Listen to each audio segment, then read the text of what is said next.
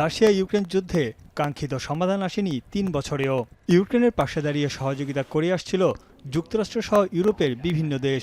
এর মধ্যে যুক্তরাষ্ট্রের ক্ষমতার পালাবদলে অনেকটা দুর্বল হয়ে পড়ে ইউক্রেন। এদিকে একাই লড়ে যাচ্ছে রাশিয়া। অবশেষে ইস্টার সানডে উপলক্ষে ইউক্রেনের সঙ্গে সাময়িক যুদ্ধবিরতির ঘোষণা দিয়েছেন রুশ প্রেসিডেন্ট ভ্লাদিমির পুতিন। ৩০ ঘণ্টার যুদ্ধবিরতি স্থানীয় সময় শনিবার সন্ধ্যা ৬টা থেকে সোমবার মধ্যরাত পর্যন্ত বলবৎ থাকবে। এ সময়ে সব ধরনের সামরিক পদক্ষেপ বন্ধ রাখতে সেনাদের নির্দেশ দিয়েছেন রুশ সেনাপ্রধান ভ্যালোরি গ্যারাসিমোভ। তবে ইউক্রেনের যুদ্ধবিরতি লঙ্ঘন প্রতিহত করতে সেনাদের প্রস্তুত থাকতেও বলা হয়েছে। বান্ডেল থাকলে প্রতি সেনমানিতে টাকা বাঁচবে। বিকাশ সেনমানি বান্ডেল কিনে জিতুন প্রতি লেনদেনে। রাশিয়ার প্রেসিডেন্ট পুতিন জানিয়েছেন, যুদ্ধবিরতির সময় সব ধরনের শত্রুতা বন্ধ থাকবে। তার আশা ইউক্রেনও একই পথে হাঁটবে।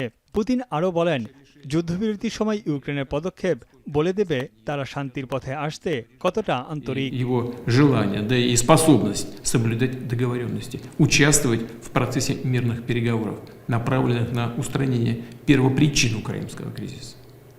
Мы со своей стороны к ним всегда были готовы и всячески приветствуем. রাশিয়ার তরফ থেকে যুদ্ধবিরতির ঘোষণা আসার কয়েক ঘণ্টা পরই প্রতিক্রিয়া জানায় ইউক্রেন। সামাজিক যোগাযোগ মাধ্যমের এক পোস্টে ইউক্রেন প্রেসিডেন্ট ভলোদিমির জেলেনস্কি এই যুদ্ধবিরতি নিয়ে নিজের সন্দেহ প্রকাশ করেন।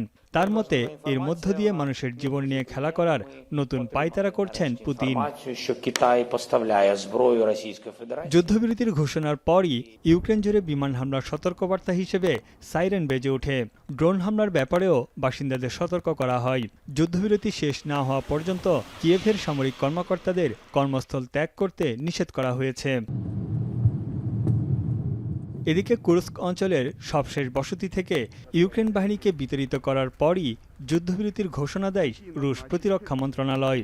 যে অঞ্চল গেল বছর ইউক্রেন দখলে নিয়েছিল। তবে ইউক্রেন যুদ্ধবিরতি মেনে নেবে কিনা তা এখনও স্পষ্ট নয়। এর আগে ২০২৩ সালে অর্থোডক্স ক্রিসমাস উপলক্ষে সাময়িক যুদ্ধবিরতির ঘোষণা দিয়েছিলেন রুশ প্রেসিডেন্ট। তবে তা তৎক্ষণাৎ প্রত্যাখ্যান করে ইউক্রেন।